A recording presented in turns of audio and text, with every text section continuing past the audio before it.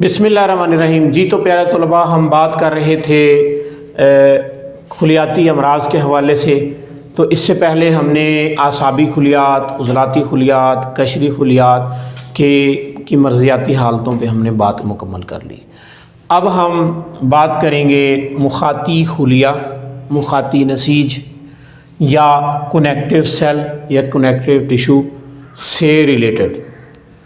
تو مخاطی خلیات ہمارے جسم کے اسٹرکچر میں ایک بڑی واضح اکثریت رکھتے ہیں، اور اس میں یعنی ان کا ایک اپنا اسپیسیفک کام ہے، ان کا ایک ورک ہے ہماری پوری باڈی کے اندر۔ یہ اپنا ایک مخصوص کام انجام دیتے ہیں، ہر خلیہ ہی اپنا اپنا کام انجام دیتا ہے۔ تو جب مخاطی خلیات یا کنیکٹیو سیلز جو ہیں ان کا فعل نسبتاً تیز ہو جائے، یعنی ایسا ماحول میسر آ گیا کہ جس کی وجہ سے مخاطی خلیات کو ایک یوں سمجھ لیں کہ خوشی ہوئی یا ان کی موافقت آ گئی، تو ان کا فعل تیز ہو جائے گا۔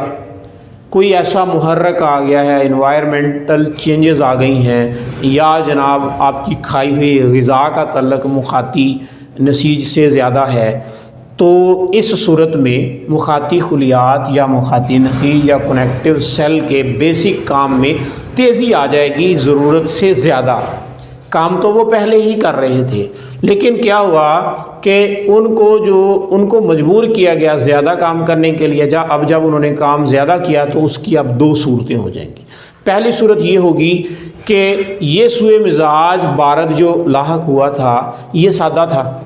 اگر سادہ تھا تو مشینی امراض پیدا ہوں گے، اور جیسے ہی اسٹیمولنٹ جو ہے یا سوداوی محرک جو ہے یا بارد کیفیت جو ہے یہ منقطع ہوگی تو یہ ہمارا سوء مزاج سادہ ختم ہو جائے گا۔ لیکن اگر یہ حالت برقرار رہتی ہے، اسٹیمولنٹ جو ہے یا محرک جو ہے یہ معتبر ہے، تو اس صورت میں کیا ہوگا کہ پھر سارے جسم کے کنیکٹیو سیلز میں تیزی آ جائے گی اور غدد جاذبہ میں تیزی آ جائے گی۔ تو اس کے نتیجے میں کیا ہوگا کہ ایک تو انجذاب کا عمل تیز ہو جائے گا، اور دوسرے نمبر پہ خون کے اندر خلت سودا بڑھ جائے گی۔ خلت سودا بڑھ جائے گی جسے بلیک بائل بھی کہتے ہیں۔ تو اب اس صورت میں کیا ہوا کہ یہ سودا بڑھا، اگر تو اخراج ہو گیا تو فبیہا، اگر اخراج پورا نہیں ہوتا بڑھتا جا رہا ہے تو پھر ایک موقع آئے گا کہ اس میں خمیر کی وجہ سے زہر پیدا ہونا شروع ہو جائے گا۔ اب جب سودا کے اندر زہر پیدا ہوگا تو اس زہر کو ہم خنازیری زہر کہتے ہیں، اور اسی زہر کو پھر ہم سیکروفلوسس کہتے ہیں، سیکروفلوسس میازم ہومیوپیتھی کی زبان میں۔ تو اس طرح جسم کے اندر چوتھا پیدا ہونے والا زہر جو ہے یہ مخاطی زہر ہوتا ہے، جسے سیکروفلوسس کہتے ہیں یا خنازیری زہر بھی کہتے ہیں۔ تو یہ تو تھی مخاطی تحریک کی بات، یعنی کہ مخاطی یا کنیکٹیو سیلز اپنے فعل میں نسبتاً تیز ہو گئے ہیں۔ اب ہم بات کریں گے کہ جناب مخاطی خلیات جو ہیں یہ تسکین میں آ گئے ہیں، یا غدد جاذبہ تسکین میں آ گئے ہیں۔ انہوں نے جو اپنا کام کرنا تھا ان میں نسبتاً سستی ظاہر کرنا شروع کر دی ہے۔ ٹھیک ہے جی، یعنی کہ رطوبت بڑھ گئی ہے تو اس کی وجہ سے وہاں پہ ایک قسم کی سکون کی کیفیت آ گئی ہے۔ تو اس حالت میں پھر جسم کے اندر موجود تمام مخاطی خلیات میں تسکین کی علامات پیدا ہونا شروع ہو جائیں گی، اور اس کے نتیجے میں جو زہر پیدا ہوگا وہ کون سا ہوگا یہ اب میں آپ پہ چھوڑتا ہوں کہ جب مخاطی تحریک ہوگی تو اس وقت تو زہر پیدا ہوا خنازیری، لیکن مخاطی تسکین ہوگی تو اس وقت زہر کون سا ہوگا یہ میں پہلے بیان کر چکا ہوں، آپ نے ڈھونڈنا ہے اور پھر آپ نے مجھے کمنٹ سیکشن میں یہ بتانا ہے۔ پھر اسی طرح آگے چل کے اگر مخاطی خلیات میں حرارت نسبتاً بڑھ جاتی ہے تو ان کا بیسک سٹرکچر جو ہے وہ ڈسٹرکشن میں چلا جائے گا، تو مخاطی تحلیل کی یا بنیادی جسم کی تحلیل کی علامات پیدا ہونا شروع ہو جائیں گی۔ تو اس وقت بھی ایک زہر ہوگا، وہ زہر کون سا ہوگا وہ بھی آپ کمنٹ سیکشن میں بتائیں گے۔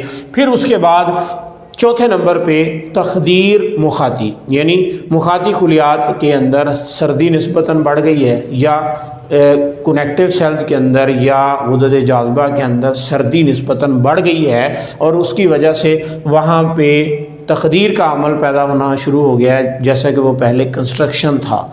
तो अब उस हालत में मुखाती तखदीर की अलामात हमारे जिस्म के अंदर पैदा होना शुरू हो जाएंगी, तो उस वक़्त भी एक जहर एक्टिव होगा। वो जहर कौन सा होगा? ये तीनों जहर जो हैं ये आप मुझे कमेंट सेक्शन में नंबर वाइज बताएंगे कि आसाबी तहरीक में तो सैक्रोफोलोसिस या खनाजीरी जहर पैदा हुआ है, लेकिन आसाबी तस्कीन में कौन सा जहर होगा, मुखाती तस्कीन में कौन सा जहर होगा, मुखाती तहलील में कौन सा जहर होगा, और मुखाती तखदीर में कौन सा जहर होगा, ये आप मुझे कमेंट सेक्शन में बताएंगे।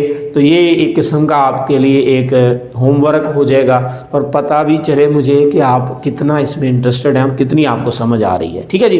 तो ये आज ये हमारे जो 4 सिलसिले थे, यानी 4 किस्म की जो मर्ज़ियाती तब्दीलियाँ, जो बेसिकली हमने तकरीबन 4 चौके 16 किस्म की मर्ज़ियाती तब्दीलियों को आज हमने थोड़ा सा सिंपली डिस्कस किया है। तो इनको हम इंशाल्लाह आगे चल के फिर तफसील के साथ जब जो है एक एक मर्ज़ की बारी आएगी, यानी एक एक अलामत की बारी आएगी, तो उसमें जब हम डिस्कशन करेंगे तो फिर इनको मतलब क्लोजली भी डिफ़ाइन हम करते जाएंगे। फ़िलवक़्त इतना ही।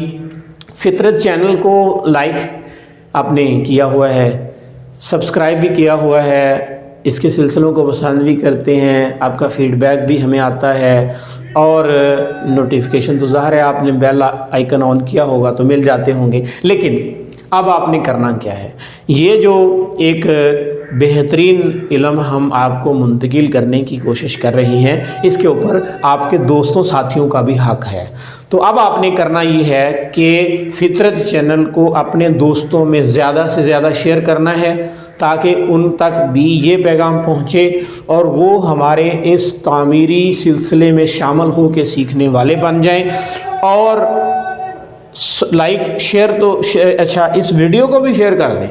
फितरत चैनल को तो शेयर करना ही है, जो भी लेक्चर होता है आप उस लेक्चर को अपने दोस्तों में शेयर किया कीजिए। फेसबुक पे कर सकते हैं, व्हाट्सएप पे कर सकते हैं, ट्विटर पे कर सकते हैं, जो भी सोशल मीडिया अवेलेबल है आप उस पर शेयर करें, ताकि ज़्यादा से ज़्यादा तुलबा में सीखने का जज्बा पैदा हो। और इंशाल्लाह हम आगे चल के बहुत स्पेशल आपके लिए लेके आने वाले हैं, बहुत स्पेशल।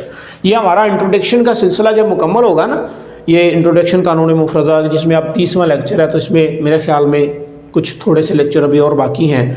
तो जब ये मुकम्मल होंगे तो उसके बाद हम पैथोलॉजी के हवाले से, फिर इसी तरह बहुत सारे मामलात पे, मुआलजात पे, तशख़ीस पे, तजवीज़ पे, दवा साजी पे, इल्मुल अदविया, फार्माकोलॉजी, जिसको मतलब फार्माकोलॉजी पे भी मुख्तलिफ मौज़ूआत पे हम, और फिर हमारा ज़हन है कि जो फ़ाज़िल तिब का जो हमारा एक सिलेबस है, हम उसके ऊपर भी बाकायदा क्लासेस का आगाज़ करेंगे। आपने परेशान नहीं होना, फितरत चैनल पे जुड़े रहें। इंशाल्लाह ये चैनल आपको आपकी पूरी की पूरी तिब्बी ज़रूरियात और फिर उसके बाद आगे चल के जदीद तहकीकात और उनसे इस्तिफ़ादे में आपका बेहतरीन मुआवन होगा। इजाज़त चाहूँगा। अस्सलामु अलैकुम वरहमतुल्लाहि।